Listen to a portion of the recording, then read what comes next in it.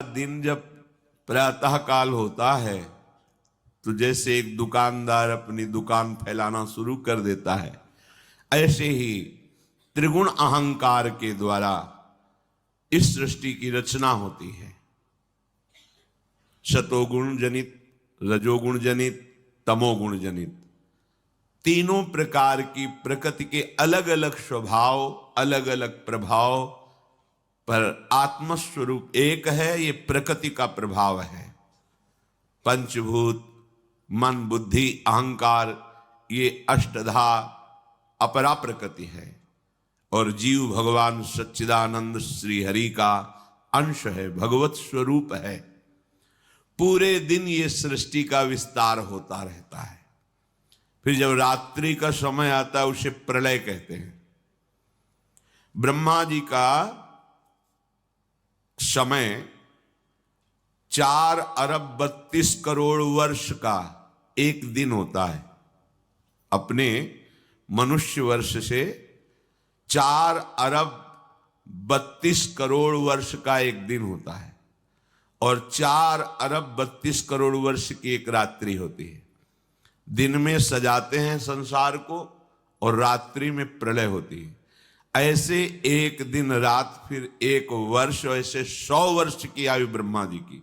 जब 100 वर्ष की आयु होती तब महाप्रलय होता है। ब्रह्मा का भी नाश हो जाता है। नाश का तात्पर्य जो ब्रह्मा स्वरूप है वो भी लय होकर हरि में लीन हो जाता है।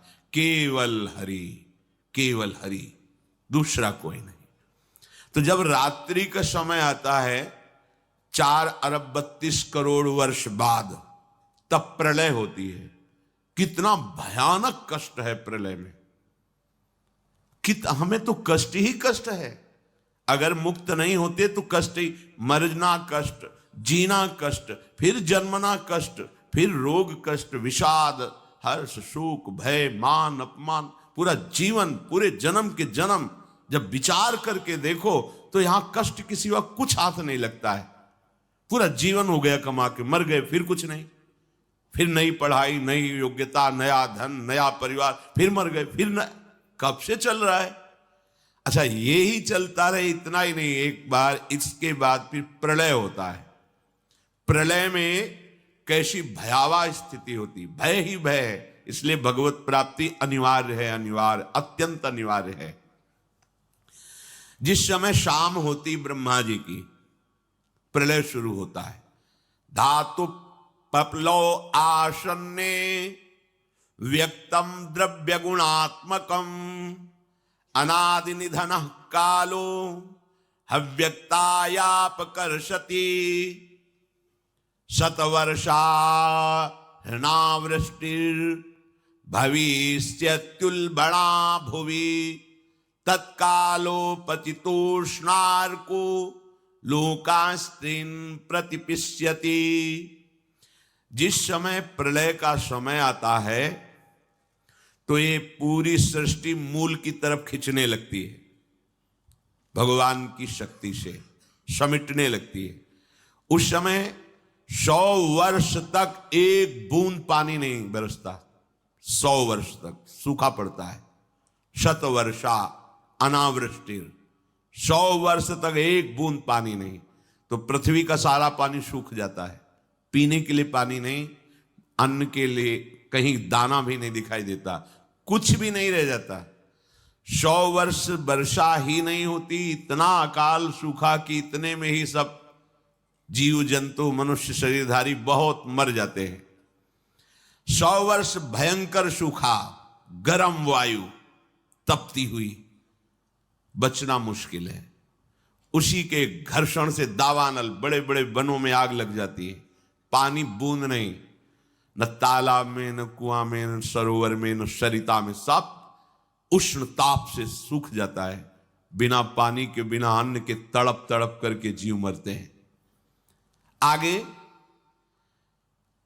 प्रलयकालीन सूर्य का तेज उदय होता है।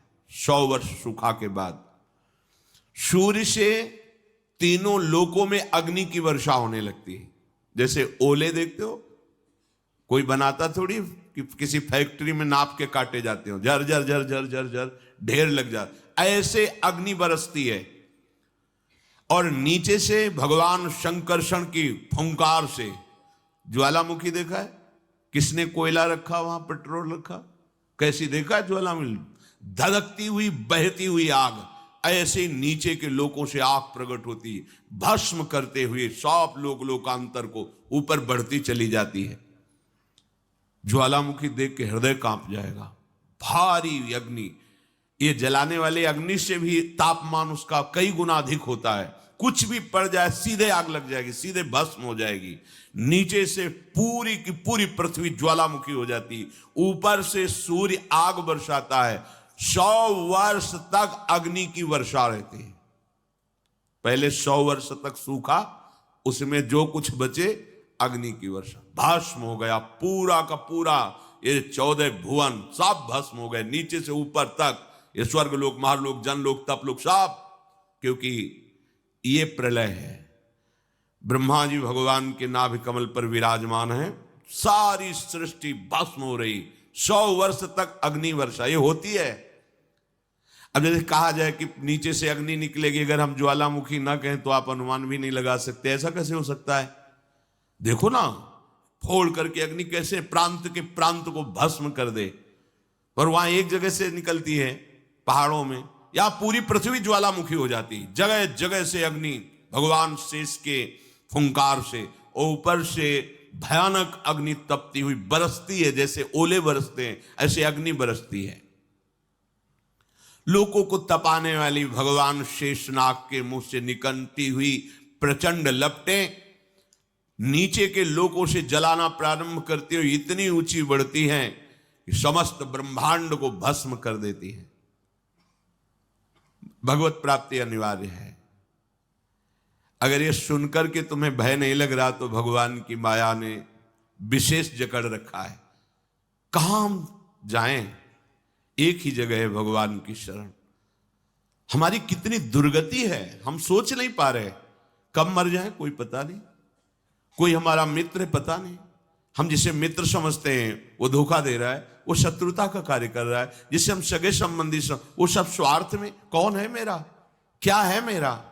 विचार करोगे तो अभी भयभीत हो जाओगे, और भयभीत होना मंगल है।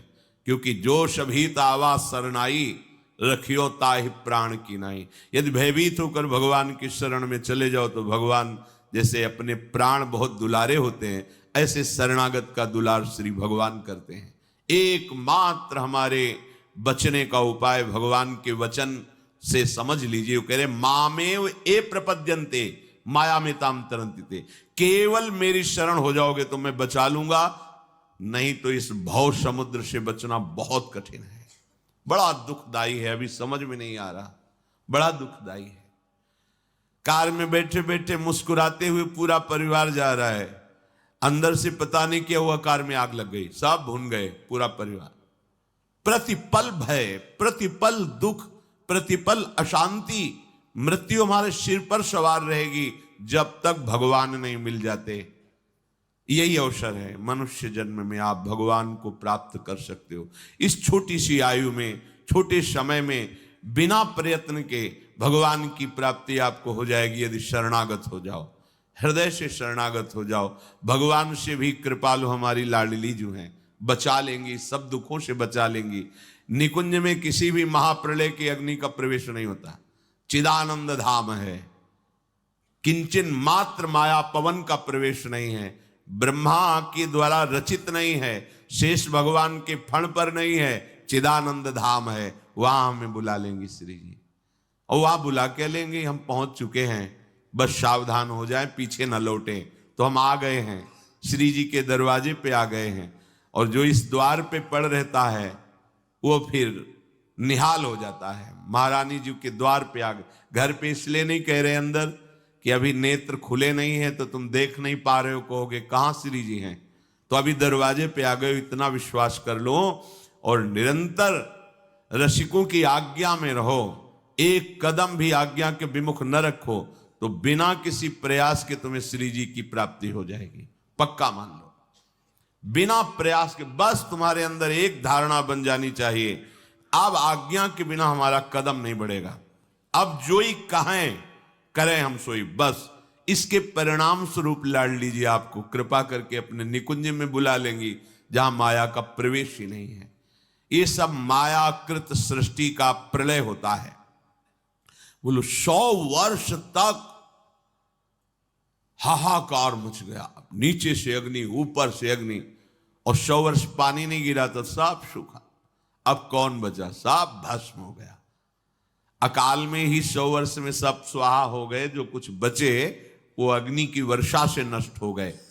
शांवर्तको मेघ गणो वर्षति श्मशतम समाहा धाराभिर्हस्ति हस्ताभिर लीयते सलिले विराट। 100 वर्ष अग्नि के बाद फिर प्रलयंकारी मेघ, जिनको शांवर्तक कहते हैं, वो हाथी की सूंड के समान धारा बरसाते पानी की। 100 वर्ष तक निरंतर धाराभिर हस्ति हस्ताभिर लीयते सलिले विराट, हाथी की सूंड के बराबर बूंदे नहीं, धारा, पूरी सृष्टि जलमग्न। ये पूरा विराट ब्रह्मांड जल ही जल हो गया, कुछ नहीं बचा, केवल जल। नीचे के लोगों से लेकर ऊपर तक केवल जल ही जल। पहले सूखा में नष्ट, फिर आग की वर्षा में सब भस्म, फिर जल ही जल।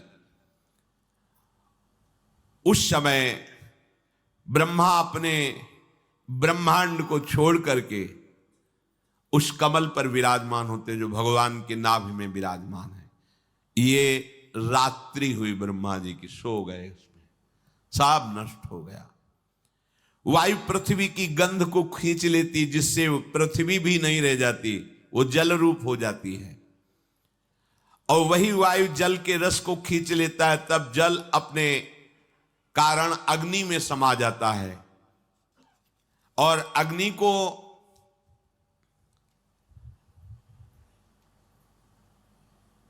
अंधकार में जितना तेज है वो सब छीन लेता है। अग्नि वायु में लीन हो जाती है, वायु रूप हो जाती है। वायु की शक्ति को, प्रवाह को आकाश छीन लेता है, वो आकाशमय हो जाती है। तदनंतर ईश्वर आकाश के गुण शब्द का हरण कर लेता है, तो तामस अहंकार में लीन हो जाता है।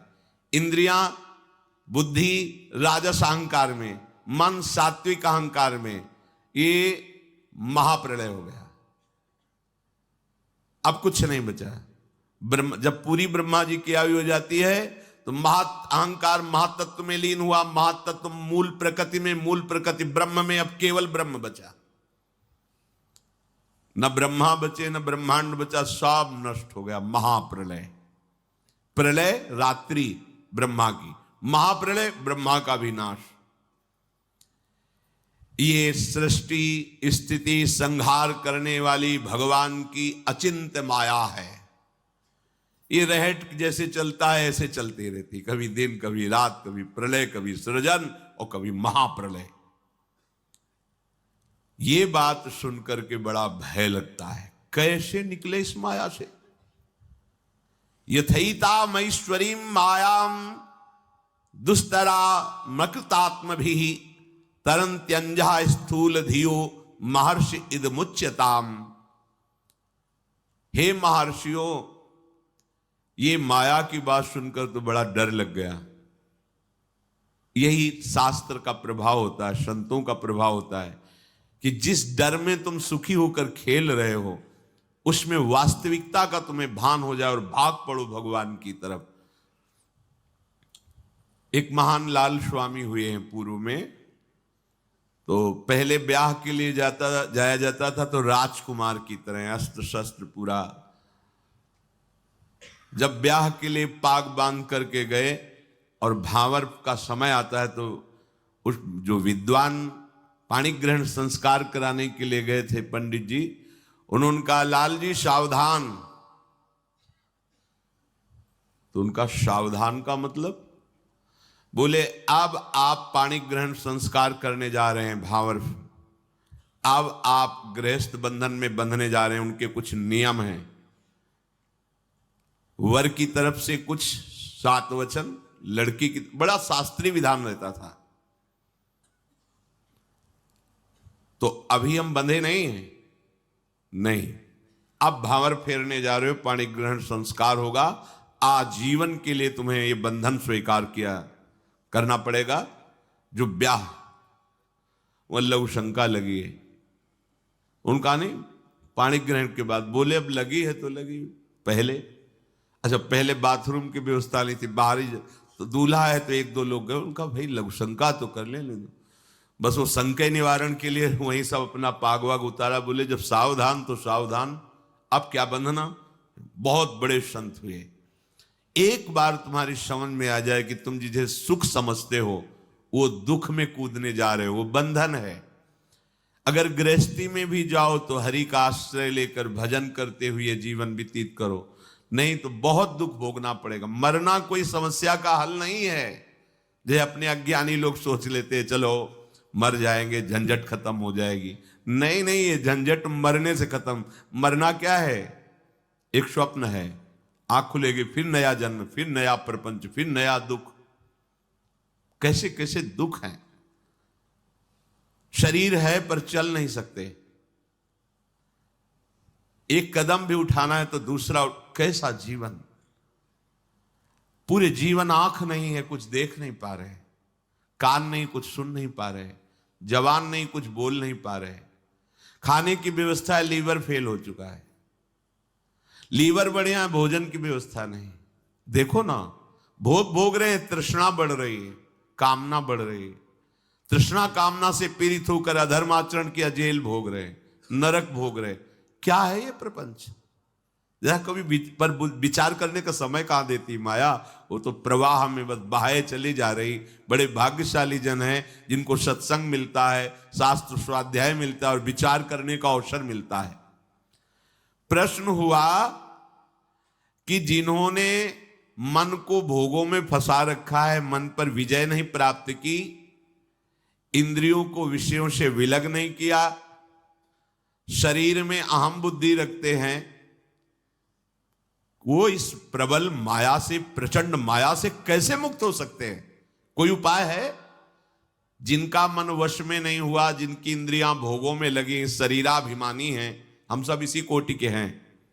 देख लो ना, बातें चाहे जितनी बनाओ, शरीर को हम अपना स्वरूप मानते हैं, मन इंद्रियों के भोग को हम अपना सुख मानते हैं। कितना बड़ा ज्ञान है।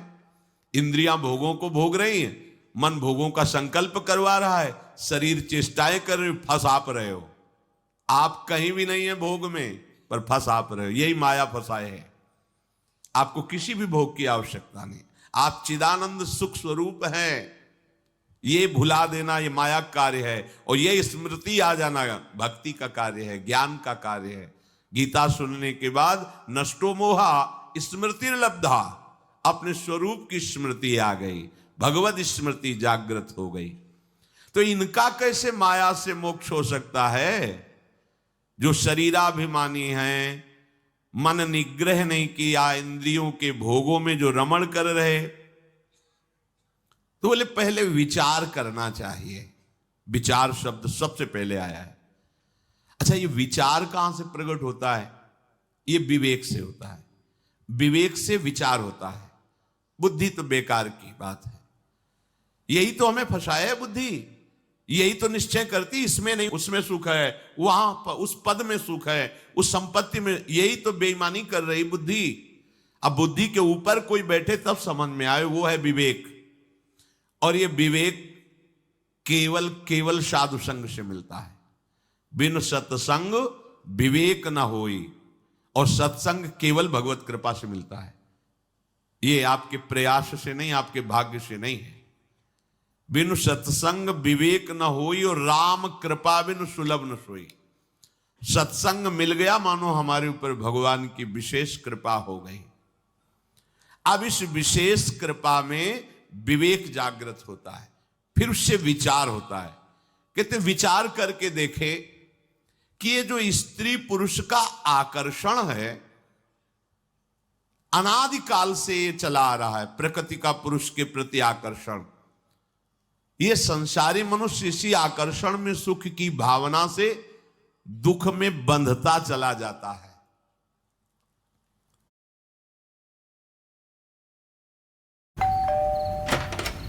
सुनो, वो कुछ दोस्त आने वाले। कब?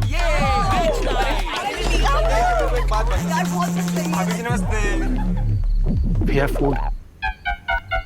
Yo. Party time? Get snacks in time. Fresh food and beverages now delivered in 10 minutes with Zepto Cafe.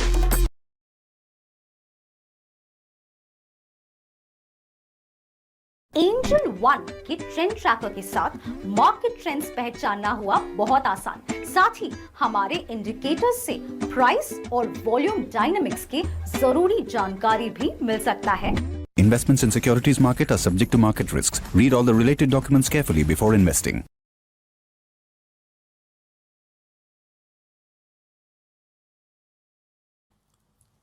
बहुत बड़ी विचित्र लीला भगवान की है। बहुत इसीलिए चूंकि जो जिनका विवेक जागृत हो देख के वो कांप जाते हैं, कितनी विचित्र लीला है। किसी एक जगह साधक रहते थे, भ्रमण के समय की बात है। दोष दृष्टि मत करना, माया का प्रभाव ही ऐसा है। अगर आप चूक करेंगे तो आप चले जाएंगे, हम चूक करेंगे तो हम चले जाएंगे।